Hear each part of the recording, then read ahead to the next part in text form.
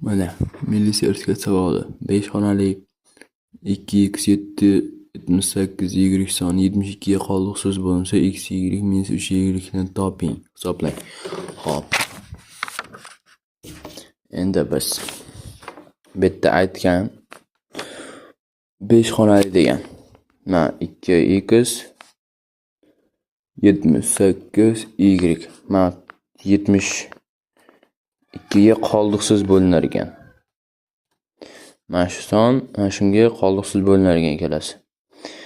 X va y ni topib x y minus 3y ni toping degan. Mayli. Demak, bizga o'zi bu yerda 72 degan, to'g'rimi? 72 ga bo'linish qoidasi 9 bilan 8 ga bo'linishi kerak, to'g'rimi? 9 bilan 8 ga bo'linish qoidasi nima edi? Eslaymiz. 9 ga bo'linish qoidasi raqamlar yig'indisi 9 ga bo'lishi kerak.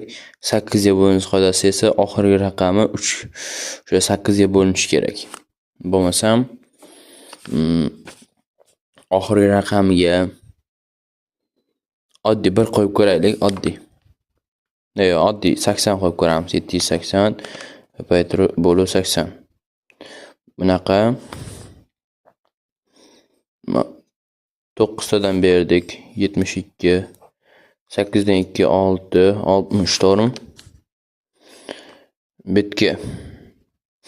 Mana shunda agar mana shu 4 bo'lganda 8 * 8 64 deb ketsak bo'ladi. Demak, mana shu 0 o'rniga, mana y o'rniga 4 qo'ysak bo'ladi degani. Y 4 degani.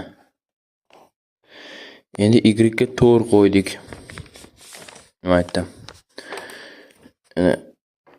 2x 78 4 qildik. Nima bu yerda 9 ga teng bo'lishi kerak. 2 ga 7 9, 9 ga 8 17, 17 ga 4 21, 29 ga yetish uchun yana necha qo'yish kerak? Shunda 21 bo'lsa,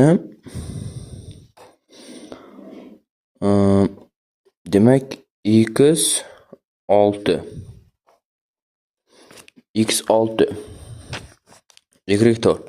Bizga mana narsani, tepadagi narsani top degan.